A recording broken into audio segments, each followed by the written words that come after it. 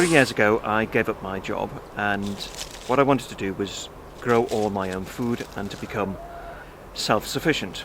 Well, 3 years on, we're not exactly where we wanted to be. We've had quite a bad year because of the weather. The wettest spring and summer for a century. But we continue to fight on, and in this month we've had some successes and some failures. So welcome to Self-Sufficient in Suburbia for July.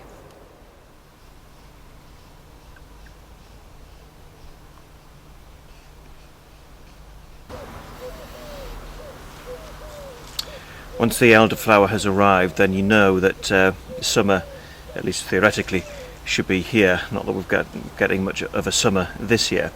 Indeed, elderflower is late this year. We normally expect to pick it around about mid-June. It's now the start of July, and it is now ready for picking, probably about 3 weeks late, all down to this awful weather that we've been having. Now, we use elderflower in a variety of recipes. It's very good in jams because of the aroma that it has. It's very good for pepping up various jams. We use it in gooseberry jam. We use it to make elderflower champagne and elderflower cordial. But this time what we're going to do is use it to make elderflower drop scones. Right, first job to do when you're making elderflower drop scones is to strip the petals from the stalks, which is quite easy to do, and get them into a bowl. Into a bowl, measure out 125 grams of self-raising flour and add in 2 teaspoonfuls of sugar and a bowl of elderflower. Then just give that a quick stir and then create a little well in the centre. You then need 1 beaten egg. We're being a bit precious about our eggs at the minute because our hens are starting to moult, so their productivity has gone down a bit. But beat the egg and add that into the well in the middle of the mix. You then need to add a bit of milk. Measure out 150 millilitres, but add just a little bit of it to start with, and then start to mix this up to make the batter, and then just gradually add in the milk.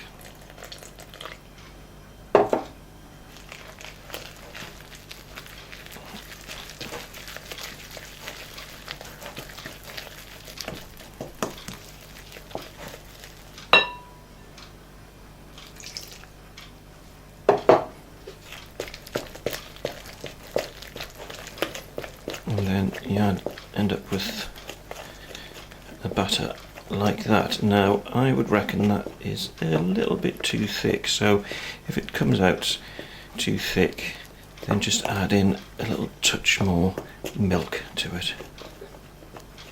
This is the consistency that you need, a nice smooth batter. The elderflower in it makes it look lumpy, but it's not. That's just the elderflower leaves, the elderflower petals in it. So that is now ready to go into a pan. Your pan needs to be on a moderate heat. You don't want it too high, or else it will incinerate your drop scones. And then just take a tablespoon and pour it onto the pan. Use a frying pan if you want. We have a pancake pan here. Well, they've now had about a minute, so I'm just going to try and flip them. Actually, they're holding together right very well. And excellent. Just flip that. And the second side's had about a minute as well, so I'm just going to flip them over again, just to make sure that they're cooked. Just use a little bit of oil on the bottom of the pan. These aren't donuts, you're not deep frying them, so you don't need a whole load of oil in the pan, just a very thin layer on the bottom. Anyway, these are the scones I've made, So moment of truth time. Find out what they're like. You can have them hot or cold, and oh, lovely.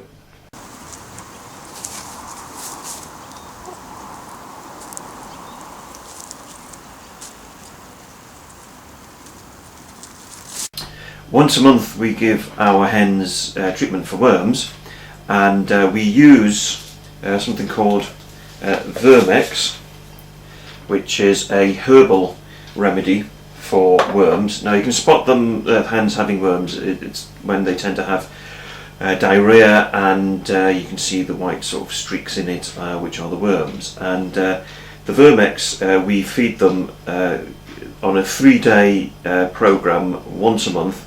They're pellets, as you can see, that's them there, and they come in a canister like that, which has a very convenient little scoop like that, which measures out 2.5 grams of them, and that's what you need for each hen, and you add that into their feed, and that's what I'm about to do now.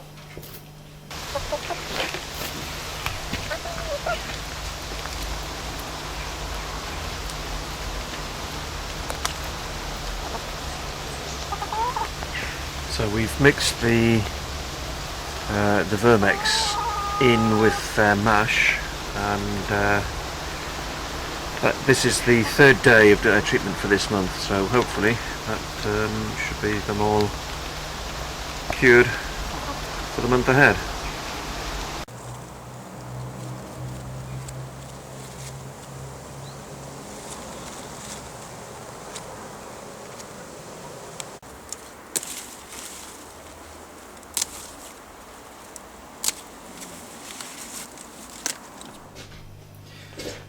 These raspberries I picked on the allotment this morning, first of the crop, and also picked this morning some rhubarb. Now I happen to think rhubarb and raspberry go rather well together, and what I'm going to show you now is how to make a raspberry and rhubarb jam. Right, firstly weigh out 1 kilo of raspberries and then 1 kilo of chopped rhubarb, add them to the pan, and then add in the juice of 5 large lemons. Once it's started to boil, turn the heat down and let it simmer until the fruit and the rhubarb has pulped. As you can see, this is now completely pulped, so what we need to do is add 1 kilo of sugar for every kilo of raspberries and rhubarb that we put in. Bring it back up to the boil. Once it's there, keep it on a rolling boil until it's reached the setting point. Right, to check for the setting point, what you need to do is put a dollop of jam on a saucer like this, let it cool down, and if it forms a skin like this one here, then it's ready to go into hot sterilised jars.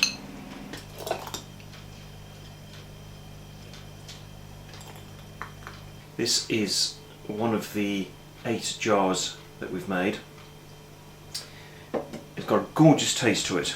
It's quite a tart one because of the rhubarb in it, but it tastes lovely, and it's very easy to make. Just an hour or so and it's all done. And it's a great way of using up the rhubarb and the raspberries from the allotment. Well, recently we found that the number of eggs that our hens have been producing has gone down, and we took some time to work out what it was. Now Houdini here, who is a copper black, she's coming up to about a year old, and normally her feathers are absolutely pristine, but you can see they're a bit raggedy and dishevelled, and I'm just going to lift up some of the feathers there, and you can just see the new ones are growing through, and she's molting, and when they're molting they stop laying, because effectively what happens is that the hens put their energy into growing new feathers rather than into producing eggs. So this is the first time, because we're still reasonably new to hen keeping, but this is the first time we've experienced this. So hopefully in a couple of weeks' time, once she's stopped molting, she'll be producing eggs again. Now, in the second year, when she has a molt, it is much worse than it is now. She'll look as if at times she's completely naked. Now she's still very young, so she's still just a year old, so she's got that still to come. But in the meantime, she's eating but not producing any eggs. Believe it or not, we're actually having a bit of summer at the moment. It's been a long time in coming, but it has sort of arrived. But we're taking a day off from the allotment and we've come down here to Lovely Hill, which is in Gateshead, to go to the Gateshead Summer Flower Show.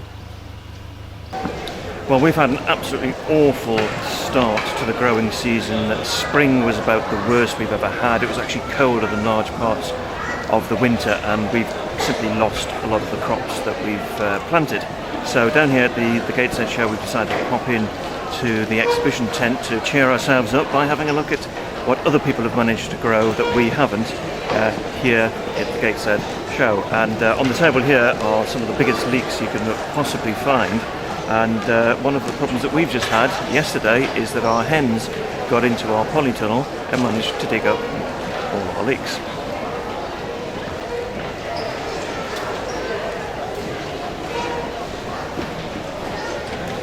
Well, the awful weather completely ruined our cauliflower crop as well. We've had 2 cauliflowers and both of them were the size of tennis balls, so complete waste of time on that. I'm here pleased to say that other people have had a little bit more success with that. We've got cauliflowers here and some damn good cabbages along at that end as well. And again, we've had a bit of a failure on our cabbages.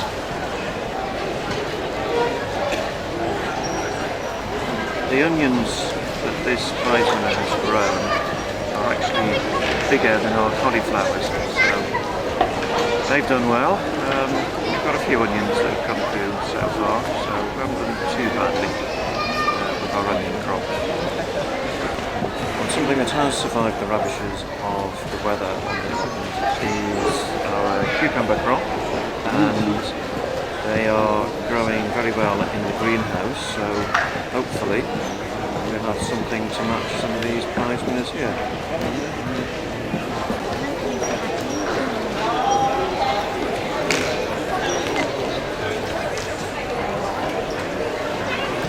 Well, jam making is one of our big activities at this time of year, and you can see lots of entries here in the competition.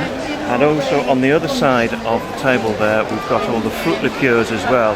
I've been eyeing up some of the slow gins that people have been making, but also spotted a slow vodka as well. Now, we've not made that yet, but I think I'm going to give that one a go when the slows start to ripen in a few weeks' time.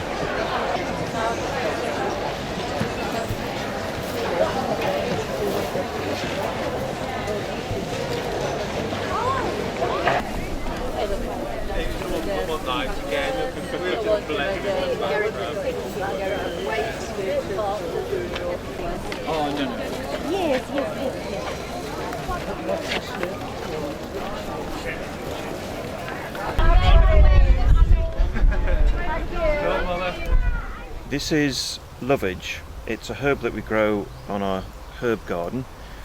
Not many people use it nowadays, and I've never seen it sold in supermarkets. It's a very versatile plant. You can use just about any part of it. These are the flowers, and you can use the seeds in baking. You can steam the stalks and use them as a vegetable, and you can use the leaves in salads. But what we're going to do is pick some of these leaves and we're going to go back and make potato and lovage soup. Okay, how to make potato and lovage soup? Well, the first thing you need to do is get 2 or 3 medium-sized onions, chop them up, put them in a pan, a bit of oil.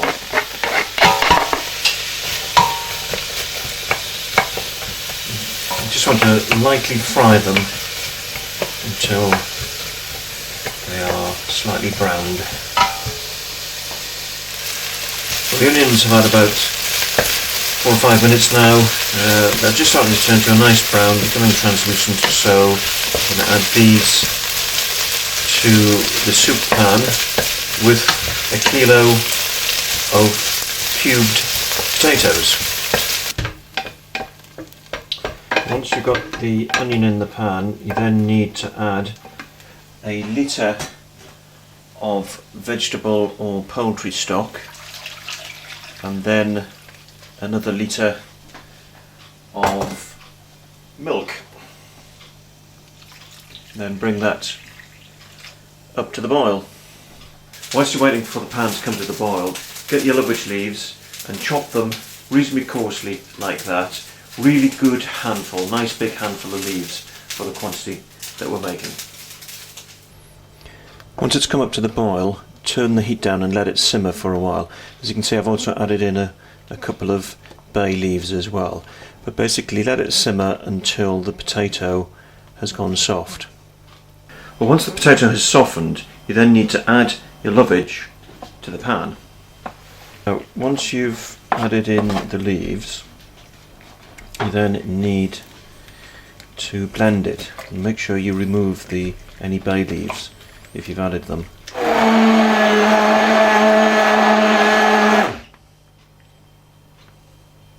Well, once it's blended, it is ready to use straight away, or you can reheat it a bit later. Well, this is the moment of truth time. See how it's worked out. Oh, that's lovely. Oh, yeah. Well, I have made enough of this to last a few days. But it was a good way to use up some potatoes, and a herb that we've been growing in our garden for a couple of years now, but never actually getting around to using. So now that we've found a use for it, I think it's going to be well used in the future. Oh, it's good, this. Oh, really good, this.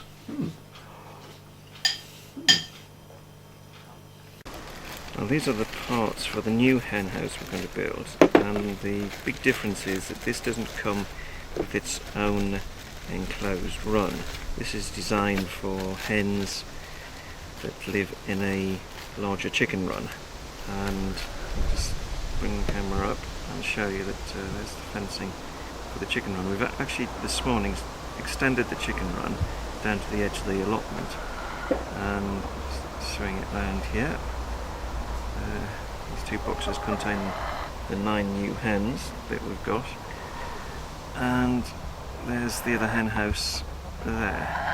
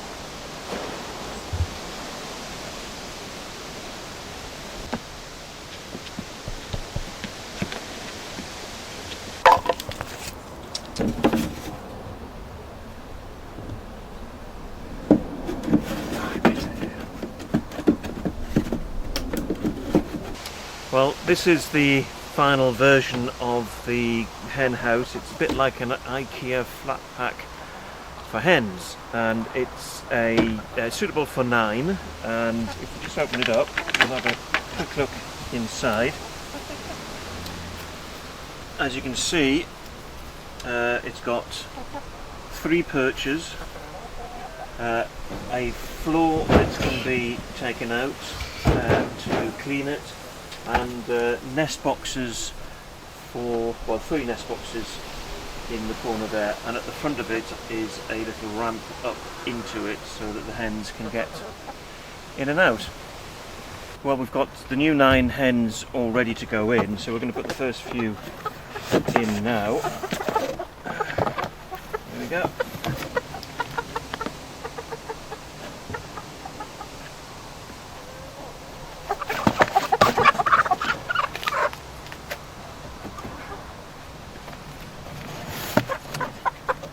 We've got 4 of these. These are columbines, and they apparently lay olive green eggs, which is one of the reasons why we got them. Okay, girls, welcome to your new home. Yay, there you go.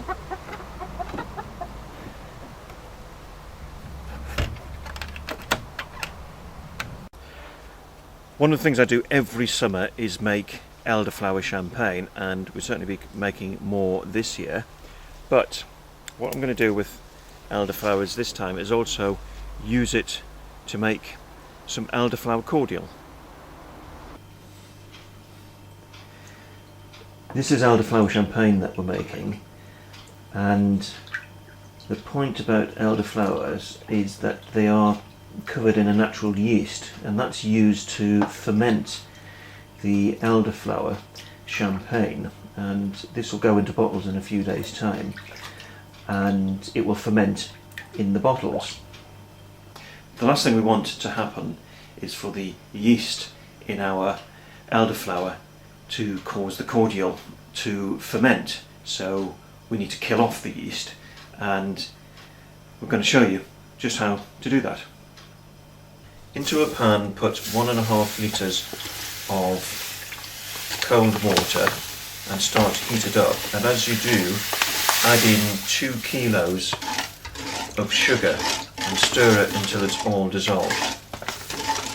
Into a large bowl, put a big bag full of elderflowers, shake them out beforehand to get rid of any insects, plus the zest and juice of 3 large lemons.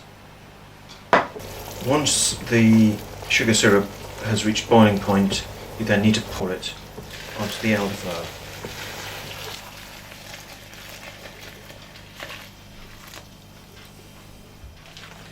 Once you've immersed all the elderflower and lemon in the boiling syrup, add in 50 grams of citric acid crystals, and then give it a good stir, and then cover it over for a couple of days with a tea towel.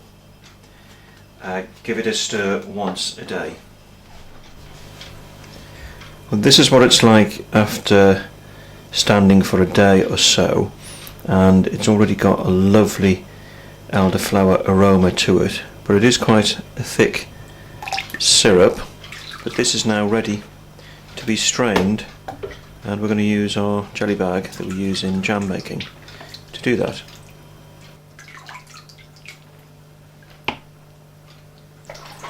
Well, once you've strained it, you just need to get it into a bottle.